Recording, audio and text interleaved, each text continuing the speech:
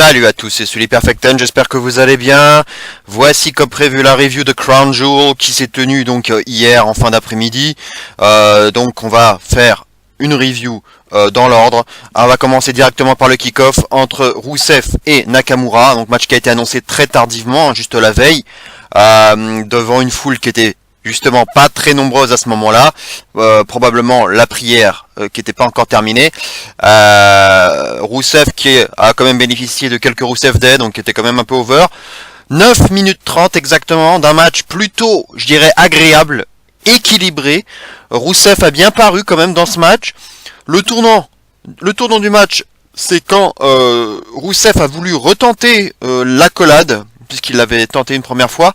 Mais Nakamura, de façon assez rusée, il faut le dire, donne un petit coup de tête sous les burnes de Rusev et il en profite alors avec un Kinshasa pour l'emporter.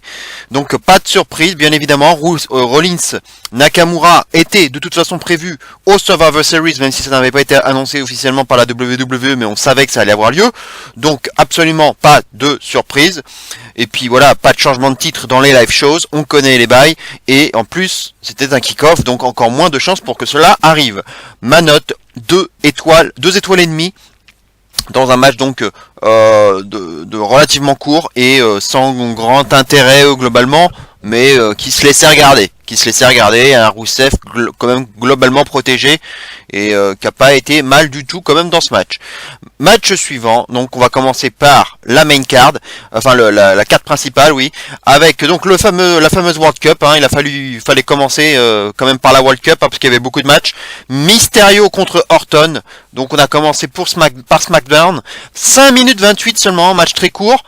Avec exactement le finish que j'attendais, à savoir un Rey Mysterio qui gagne un peu par surprise, de façon un peu voilà, bah oui c'est ça, par surprise quoi, pour surprendre Orton, avec un roll-up très rapide, et évidemment Orton ne se laisse pas faire, il a tout de suite réagi derrière avec un RKO derrière, puis a projeté Mysterio à l'extérieur du ring, puis sur la table des commentateurs, tout cela bien entendu dans le but d'affaiblir Rey Mysterio, et peut-on se le dire à ce moment-là, préparer la victoire facile du Miz derrière, face à un Rey Mysterio diminué. Cela paraît à ce moment-là évident, et ça peut même être un spoiler du match suivant entre le Miz et Jeff Hardy. Donc un match assez court, difficilement évaluable, je ne peux lui donner que la note de 1,75, pas plus que ça. Match suivant, justement, Jeff Hardy contre le Miz, 7 minutes, donc un petit peu plus long, à peine plus long. Match quand même qui était plutôt rythmé. Le Miz a essayé de tricher quand même avec un pin avec les pieds dans les cordes, ce que l'arbitre a vu. Jeff a fait ensuite un Whisper in the Wind et a couru le long de la barricade, hein, pour plonger sur le Miz à l'extérieur, hein, il a fait ses petites choses habituelles. Mais au final, donc le Miz arrive à contrer un Twist of Fate de Jeff Hardy et le contre avec un Skull Crushing Finale, victoire absolument donc sans surprise comme je vous le disais, d'autant plus donc avec cette victoire de Rey Mysterio diminuée on va dire, juste avant ce match. Donc match un peu meilleur je dirais que le précédent, de par son rythme, et voilà, toujours la bonne alchimie entre Jeff et le Miz, note de 2,25 sur 5 bien entendu. Match suivant, Rollins contre Lashley, donc on attaquait les matchs d'Euro, va durer toujours aussi faible, 5 minutes 30, hein, donc ça n'aura pas traîné non plus. Comme il y a beaucoup de matchs avec cette World Cup, forcément il faut aller vite. Le tournant finalement c'est quand Rollins évite la course de Lashley qui allait vraiment foncer vers lui dans le coin. Il joue à saute-mouton, il évite Lashley, et du coup il en profite derrière avec un curb stomp pour finir. Et finalement Lashley n'aura pas fait grand chose, même l'Io Rush, hein, par sa petite promo d'avant-match, ne nous aura même pas cassé les oreilles avec ses Lashley, et tant mieux pour nos oreilles. Donc victoire en soi pas surprenante, mais quand même vu comment Lashley commençait à monter en puissance, c'est quand même moche pour lui, parce qu'il aura vraiment rien fait, vraiment pas grand chose au final. Et cela dit, Rollins aura eu le temps de faire 2-3 suicide dives à l'extérieur. Sinon pas beaucoup de choses à dire. Match trop court et au niveau du premier match, j'ai envie de dire, donc la même note, 1,75. Match suivant, Kurt Angle contre Dolph Ziggler. un match d'un peu plus de 8 minutes, donc le quart de finale le plus long. Angle aura vraiment tout tenté hein, avec son Angle Slam et même son Ankle Lock qu'il a rapporté pendant un certain temps quand même. Mais Dolph Ziggler aura tenu bon et finira quand même par surprendre Kurt Angle avec un zigzag. Ça aura été d'ailleurs ma seule erreur de pronostic, hein, puisque finalement la WWE a opté pour le choix classique du face contre heel pour chaque demi-finale, ce qui finalement n'est pas surprenant non plus en soi. Mais voilà, je voyais peut-être Angle passer un tour et puis perdre contre Rollins en demi-finale avec une intervention de Corbin. Ça aurait été aussi un autre scénario possible. Mais globalement le match était assez chiant. Kurt Angle n'aura pas démérité, mais voilà, match qui était globalement boring, avec un Drew McIntyre qui était à l'extérieur, bien sûr, comme d'habitude. Mais pour moi c'était le moins bon match des quatre premiers, et je lui donnais la note que seulement d'une étoile et demie. Match suivant, on sort un peu de la World Cup avec The Bar contre The New Day, donc le match de championnat tag team de SmackDown. Match qui était déjà un peu plus long, 10 minutes 30. Alors la première partie je l'ai trouvée un peu chiante, ça a mis du temps à démarrer. Ça s'est davantage emballé par la suite, avec de belles manœuvres hein, que j'ai remarqué, comme le jackhammer de Cesaro, avec l'aide de Sheamus, hein, qui était pas mal du tout. Je me souviens pas avoir vu ça avant. Ou ce joli double stomp aussi de Kofi sur Sheamus, hein, qui était porté donc en sautant de la troisième corde directement sur la nuque de Sheamus. C'était quand même bien foutu. Et le tournant du match, bah, c'est lorsque Sheamus repousse Biggie dans le coin, et en même temps sur l'arbitre, hein, qui ne le voit pas du coup, vu qu'il est baissé, il ne voit pas du coup le Big Show derrière qui porte un KO punch sur Biggie, et derrière bah du coup Sheamus en profite avec un Brogue Kick pour l'emporter. Donc absolument sans surprise, conservation des titres par The Bar. Évidemment, comme d'habitude, on est en live show, donc pas de changement de titre. Il n'y avait aucune raison de le faire de toute façon. The Bar venait de prendre les titres il n'y a pas longtemps. Et globalement, donc comme je vous disais, j'ai préféré le match dans ces dernières minutes où ça s'est un peu plus d'emballé, et puis avec ces prises sympas et un peu originales. Et puis voilà, bon, bah, ce petit coup du sort, évidemment, l'intervention du Big Show que tout le monde attendait, hein, puisque voilà, le Big Show s'il est dans le coin, c'est pas pour rien. Note 2 étoiles 75. Pour l'instant, c'était le meilleur match du show, mais globalement, c'est quand même décevant, relativement court. Et bien entendu, Bar et New Day sont capables de faire 3, même 4 fois mieux que ça. Ils étaient un peu, je pense, bridés par la durée, quoi. Donc on n'a pas pu leur offrir davantage, et donc ça donne ce qu'on a pu voir, quoi. Tout simplement. Match suivant, première demi-finale donc de la World Cup entre le Miz et Rey Mysterio, donc les demi-finales qui étaient très prévisibles. Alors ce qui m'a gêné, c'est tout de suite de voir Mysterio qui arrive sur le ring, mais déjà il n'est pas forfait malgré l'attaque d'Orton. À ce moment-là, je me dis bon, pourquoi pas, hein, il n'est pas forcé d'être forfait. Après tout, il n'a pas subi une attaque non plus destructrice de la part d'Orton. Mais ce qui m'a surtout gêné, c'est qu'il n'y a aucune blessure. Il arrive sur le ring comme si de rien n'était. Même pas, je sais pas, il peut poser sa main sur les côtes, puisque bon, il a quand même pris la table des commentateurs directement au niveau de l'abdomen. Il aurait pu se tenir un peu l'abdomen, les côtes, au moins faire mine d'être blessé un petit peu. Et que dalle, il arrive comme si de rien n'était. Le match, il aura duré 11 minutes 10, donc le match le plus long à ce moment-là. Le Miz porte un Skull Crushing Finale quand même, mais dégagement, un kick-out surprise du Rey Mysterio, qui réussit ensuite son 619. Rey Mysterio enchaîne ensuite avec son splash habituel, mais il se fait contrer par les genoux du Miz, qui réussit ensuite à faire le pin victorieux en opportuniste. Donc victoire sans surprise du Miz, qui se qualifie donc pour la finale, comme je vous l'avais pronostiqué, ce qui ne laissait du coup à ce moment-là guère le doute à une victoire de Rollins pour sa demi-finale. En tout cas le croit-on. En ce qui concerne le match classique, hein, entre un Miz sournois et un Rey Mysterio un peu un underdog qui a tout faire pour surprendre son adversaire. Cela dit, donc comme je vous le disais, je ne comprends pas pourquoi à quoi a servi l'attaque d'Orton, hein, dans le storytelling, en tout cas du tournoi. Pourquoi Rey n'a rien vendu, puisque finalement sa défaite face au Miz, elle est clean, hein, y a pas de... Je ne vois aucun moment la blessure, en tout cas l'attaque d'Orton avoir un rôle dans la défaite de Rey Mysterio, et c'est bien ça qui me gêne. Si c'est juste pour builder une feud entre Orton et Mysterio, pourquoi pas, mais si c'est pour faire ça, autant montrer vraiment que c'est quelque chose qui va faire perdre Mysterio, qui lui faire perdre le tournoi, quoi. Ça aurait été quand même beaucoup plus logique. Donc c'est ça que j'ai un peu, qui m'a un peu gêné dans ce match. Dans le storytelling en tout cas du tournoi. Ma note 2,75, donc comme le match précédent, comme le Bar New Day. Voilà, match qui était globalement agréable, mais ça serait encore d'une durée correcte, mais on pouvait attendre un peu mieux. Les deux étaient dans leur rôle de heel et de face. Match classique qu'on aurait pu voir à SmackDown. Deuxième demi-finale, Rollins contre Dolph Ziggler. 13 minutes, donc là le match, on monte dans les durées. 13 minutes, confrontation. Alors, un moment que j'ai bien aimé, c'est la petite confrontation verbale à l'extérieur du ring entre Rollins et Drew McIntyre, hein, puisque Rollins voulait remonter dans le ring, mais Drew se retrouvait face à lui. Et à ce moment-là, évidemment, Rollins provoque un peu Drew McIntyre en lui disant « Hit me, big man, hit me », pour le provoquer et lui dire « Bah vas-y, frappe-moi ». Comme ça, tu disqualifieras Ziggler, et puis j'irai en finale tranquillement. Donc vas-y, frappe-moi. J'ai bien aimé ce petit passage. Évidemment, Drew n'a rien fait. Ensuite, il y a eu quand même un moment qui était sympa avec une incroyable succession de roll-ups, qui était vraiment qui n'en finissait pas entre Ziggler et Rollins. C'est une vraie passe d'armes. On se demandait quand est-ce que ça allait se terminer. Jusqu'à ce qu'ensuite Rollins porte son Revolution Knee. Mais quand même un dégagement au dernier moment de Ziggler. Rollins à son tour, kick out à son tour au dernier moment d'un Faymeister de Ziggler. Et puis ensuite un dive de Rollins à l'extérieur sur Drew McIntyre et Dolph Ziggler en même temps. Rollins se dégage aussi quand même du zigzag après un superplex et une tentative de Falcon Arrow, mais qui est contrée par Dolph Ziggler.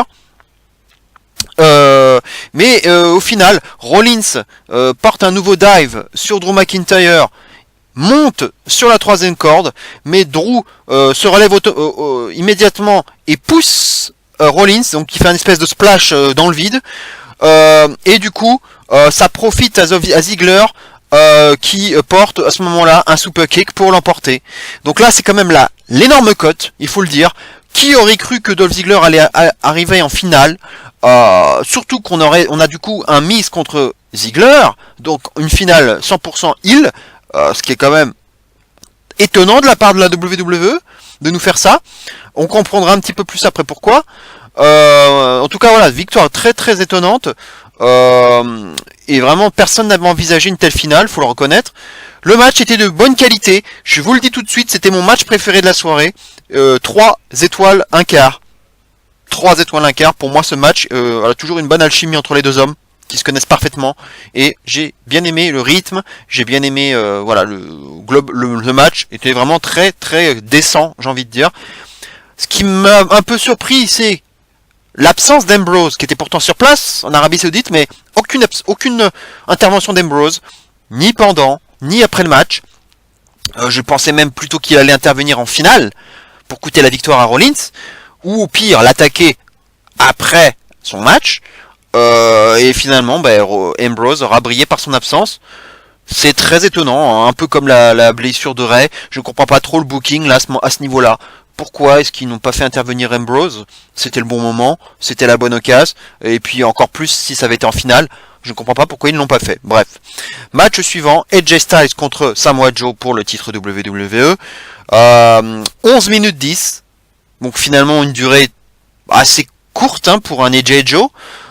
Superbe dive, un superbe dive de Joe sur AJ qui a frappé la table des commentateurs au passage. C'était plutôt pas mal comme spot, même si c'est du classique. Ensuite on a vu un énorme lariata de la part de Joe sur AJ, qui a complètement fait vriller AJ. AJ se dégage aussi quand même d'une coquina clutch en tordant la jambe de Samoa Joe qui avait été affaibli juste avant par un calf crusher. Donc c'était un peu comme ce qu'ils avaient fait à Hell in a Cell d'ailleurs, le coup de la jambe amoindri.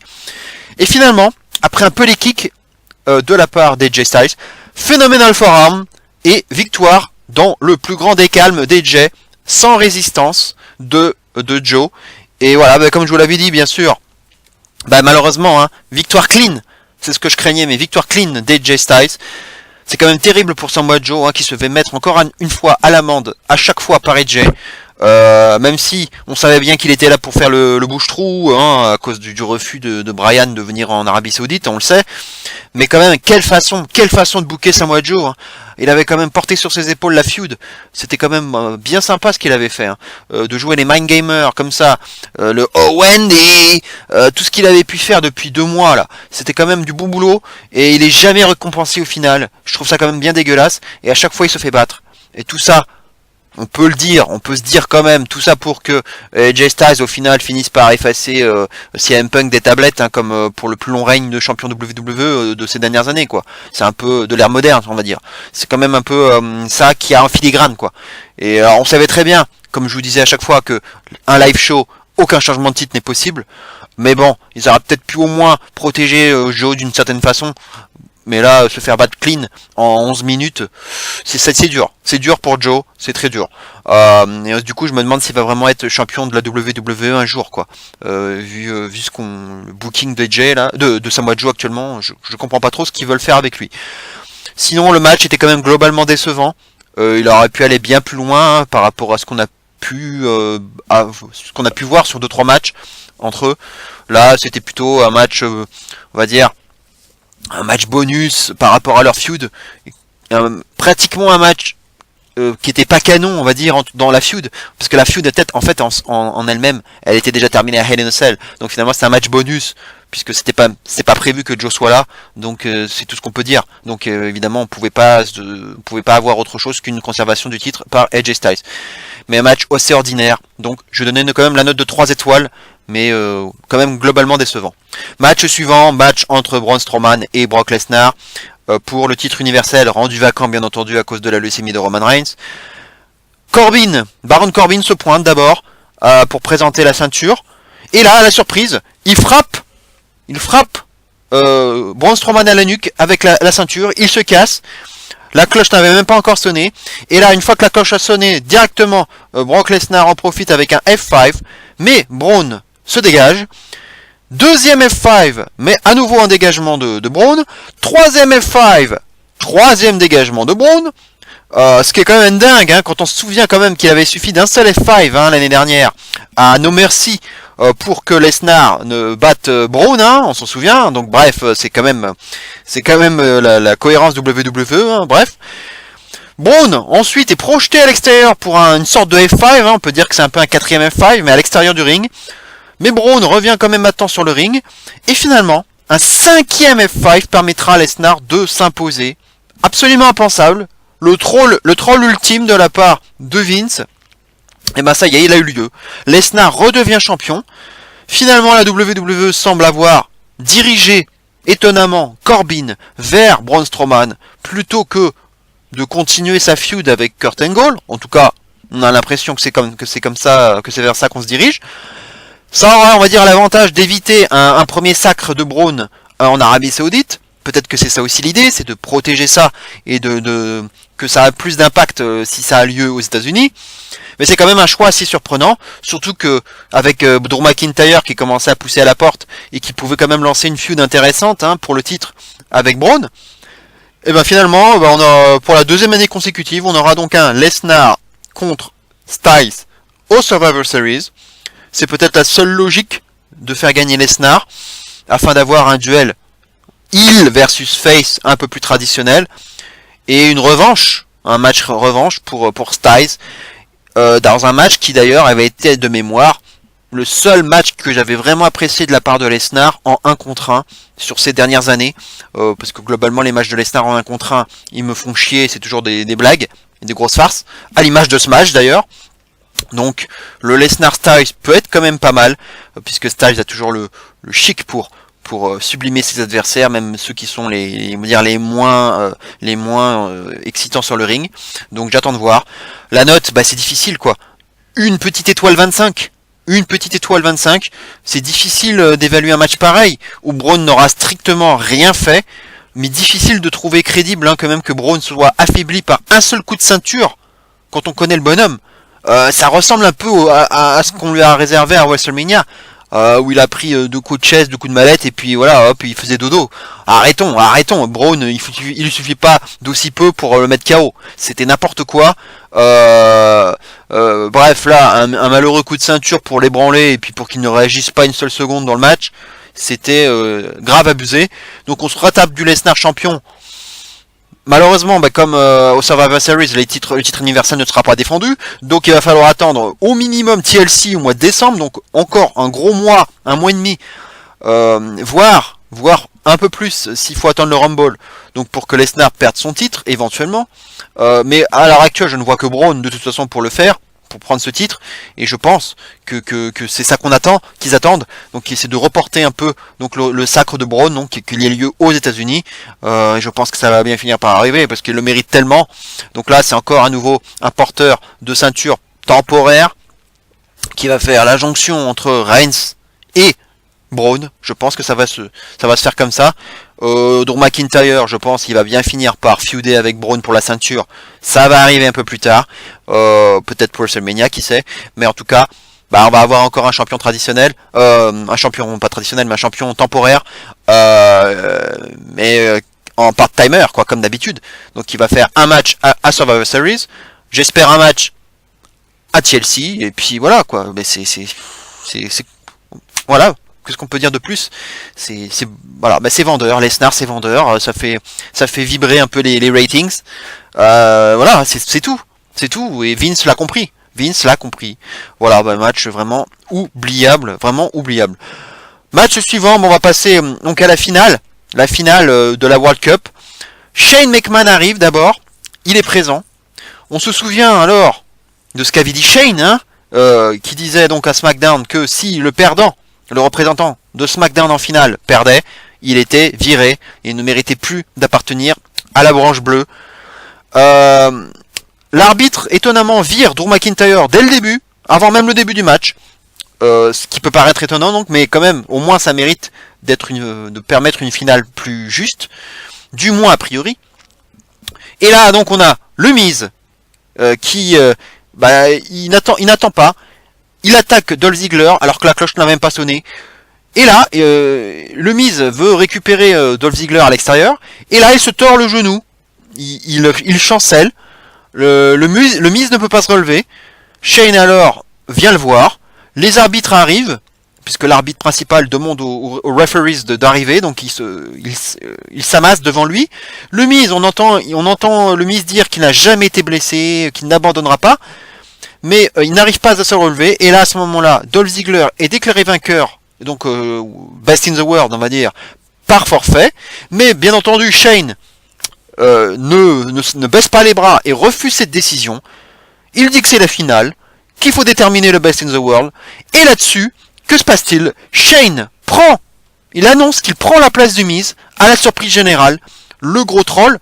Corbin évidemment lui, il est furieux, et là, Corbin qui intervient, fait tomber Shane. L'arbitre à ce moment-là vire après Drew McIntyre, il vire Corbin à son tour. Et Dolph Ziggler par derrière en profite avec un zigzag sur Shane qui arrive quand même à se dégager. Et puis finalement Shane arrive un peu à ébranler Dolph Ziggler et lui porte un coast to coast et l'emporte en seulement 2 minutes 30.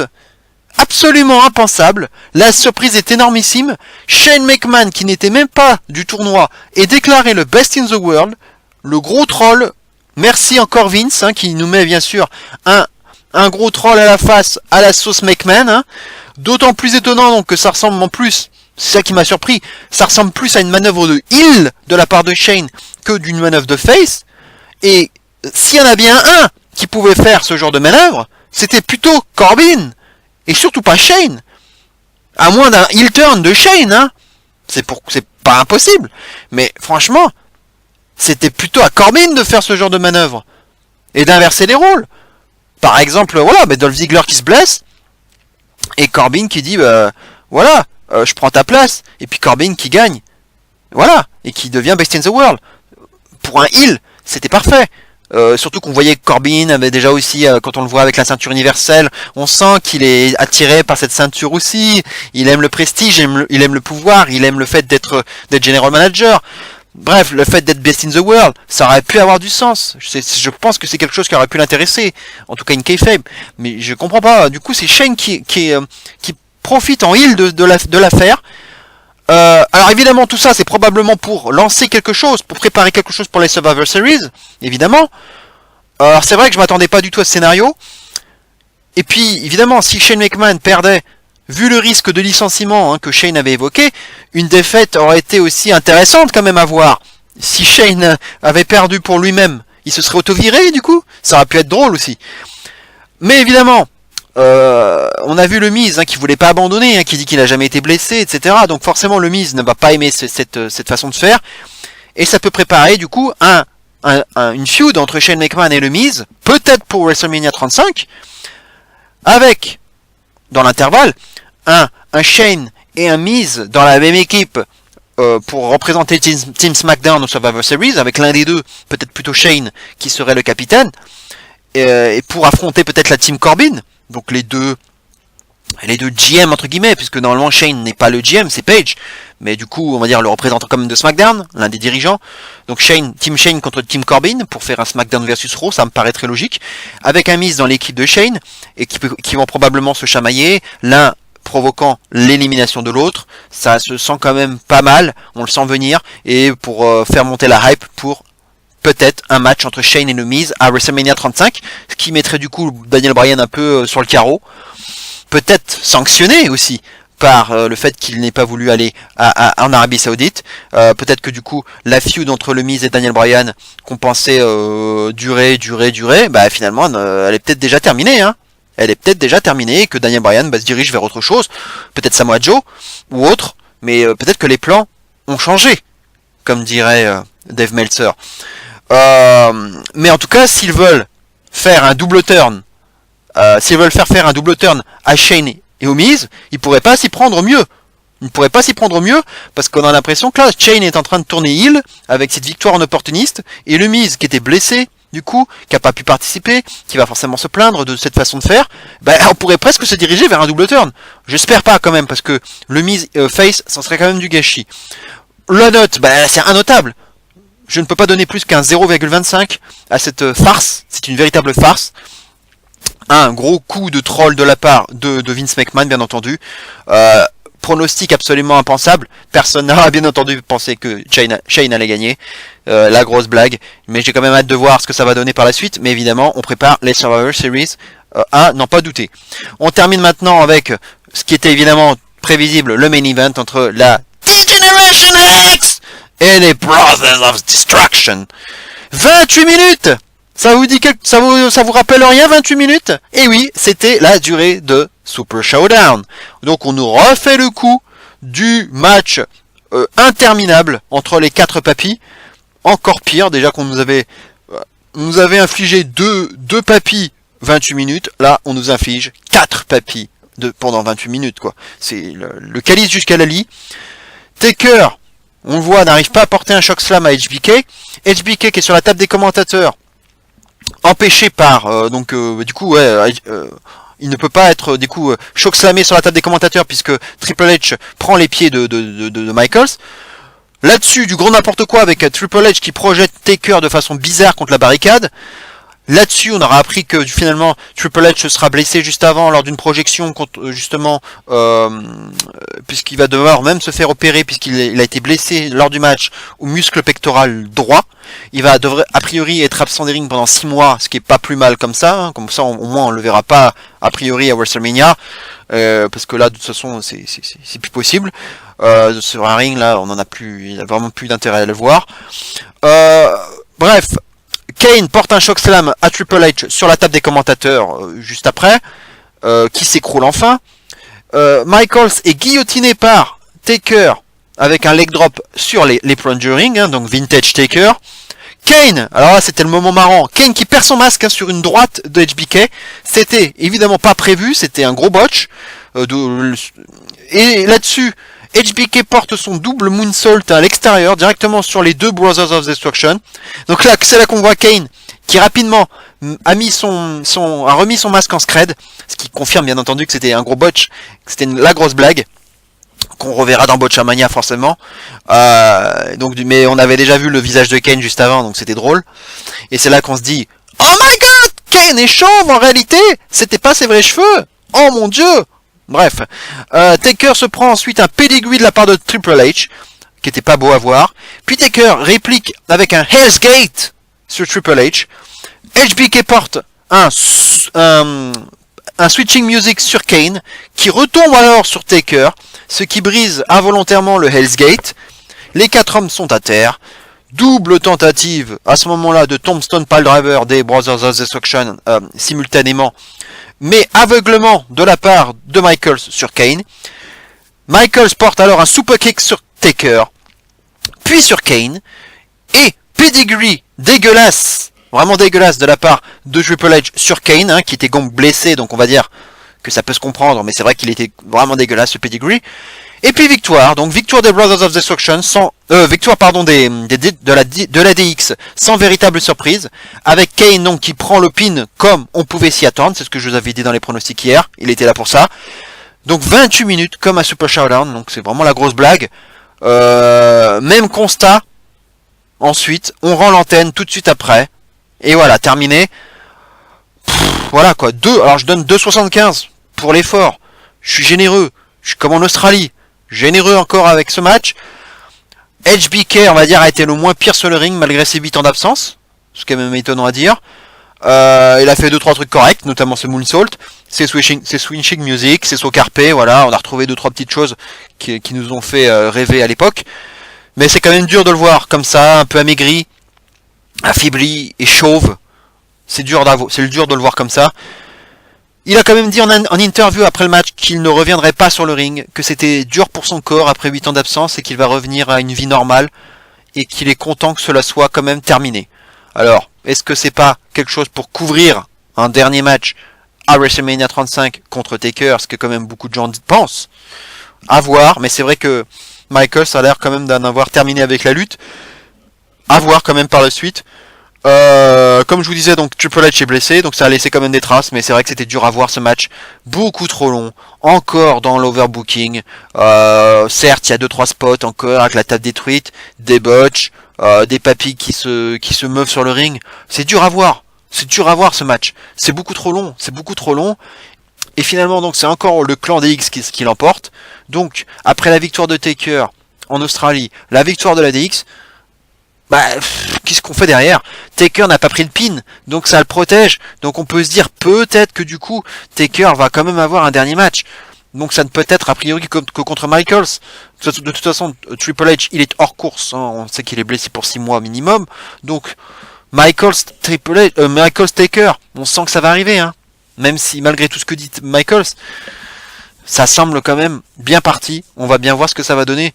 Voilà, j'ai été généreux de 2,75. Voilà, mais match de la nostalgie, mais j'ai plus envie de voir ces quatre papis sur le ring, quoi. C'est dur à voir, difficile à voir. Voilà, le bilan de ce show.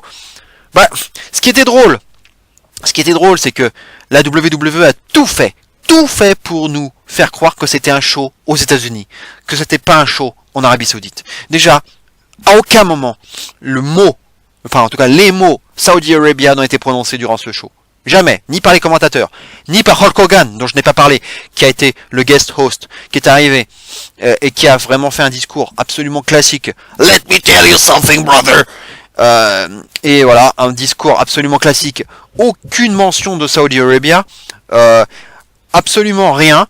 Le kick-off qui a été fait sur fond vert aux États-Unis, avec Jonathan Coachman, David Otunga et Booker T. Fond vert aux États-Unis, pareil. Donc à part le fait d'avoir une grosse couronne verte et d'avoir des gens voilés en tenue traditionnelle dans le public, il y avait que ça pour nous rappeler que c'était en Arabie Saoudite. Même le drapeau saoudien qui était perché en haut du stade, il était quand même assez tamisé. Donc on a vraiment tout fait pour minimiser le fait que c'était en Arabie Saoudite et couvrir cela au maximum. Renee Young, évidemment, était là. Elle était quand même là. Elle commentait, mais vraiment dans toute de noir vêtue, couverte jusqu'aux mains, vraiment hyper sobre. Voilà, donc on a vraiment tout fait pour protéger et minimiser le fait qu'on était en Arabie Saoudite. En ce qui concerne le show, c'était une vaste blague, des bookings de merde, des matchs très courts, notamment dans la World Cup, parce qu'il fallait faire vite, avec 7 matchs. 7 matchs dans cette World Cup, donc il fallait aller assez vite. Les bookings assez étonnants, donc la victoire de Shane, un Miz Ziggler en finale. Pourquoi Ambrose qui n'intervient pas. Il y a des choses assez étonnantes. Pourquoi est-ce que Rey se fait attaquer par Orton si c'est pour ne pas vendre de blessure après? Et expliquer au moins le fait que le Miz arrive en finale de façon, on va dire, toujours pareil, opportuniste. Et puis pourquoi ne pas le faire gagner? Du coup, ils ont changé un peu les choses. Donc on se dirige vers un Shane versus Miz comme feud. On a l'impression qu'on abandonne le Corbin Angle. On était quand même parti vers une feud entre les deux. Là, j'ai l'impression que le Angle Corbin part un peu aux oubliettes. C'est vrai que du coup, le team Corbin contre le team Angle qui était envisageable, ça me semble compliqué. Et puis bon, du coup, on peut pas faire de SmackDown versus Raw si on fait un Corbin contre Angle. Mais ça aurait pu être au moins un match buildé pour WrestleMania. Là, on a l'impression qu'on part plutôt vers autre chose et vers une feud entre Corbin et Braun Strowman. Feud de transition entre Corbin et Braun Strowman. En attendant, on va dire, de laisser passer les Survivor Series et le match entre Lesnar et AJ Styles, et avant de reprendre peut-être du coup que Braun probablement gagne sa feud contre Corbin et du coup reparte vers Lesnar, parce qu'il n'y a que lui pour battre Lesnar actuellement. McIntyre en tant que heel, je le vois pas affronter Lesnar pour le moment. Je veux que ce soit Braun et Drew qui luttent pour le titre universel. J'espère que c'est ça qu'on va avoir. Mais sinon, c'était vraiment un show pathétique, oubliable. Vraiment que des matchs très très moyens, oubliables. Vraiment que le Rollins Ziggler que j'ai à peu près apprécié, pardon. Voilà. Sinon, le reste, c'était le niveau live show ou des grosses blagues, des grosses farces. Donc, on va vite oublier ce show. Comme je l'ai titré, c'était pas Crown Jewel, mais crotte poubelle pour ce show, et on va enfin passer à autre chose, enfin éliminer tous ces shows particuliers là, c'est Super Showdown, c'est Evolution, c'est Crown Jewel, et on va enfin pouvoir se rediriger vers des vrais pay-per-view avec les Survivor Series déjà le 18 novembre, et j'ai hâte et j'espère que ça va être bien booké. On va sûrement avoir les équipes qui vont se constituer au fur et à mesure, le 5 contre 5 féminin, le team a priori team Corbin contre team Shane, ça me semble un peu se diriger vers ça. On peut avoir du Bryan et du Miz ensemble, ça peut chamailler, mais à mon avis c'est du Shane et du Miz qui vont probablement se battre. Et puis on verra aussi comment ça va aller au niveau de la blessure kayfabe du Miz. J'espère que ça va quand même pas lui provoquer un forfait pour les Survivor Series. Bref, on verra bien. Voilà. On va se retrouver donc bientôt pour une prochaine vidéo. J'espère que cette vidéo vous aura plu. N'oubliez surtout pas de liker, de partager, et de vous abonner à ma chaîne. C'est très important. Likez au plus grand nombre. On se retrouve très bientôt. Passez un bon week-end. Couvrez-vous bien. Et d'ici là, bien entendu, n'oubliez surtout pas, malgré tout ce qui peut se passer dans le monde, et malgré ce show absolument navrant, vive le catch. Ciao à tous.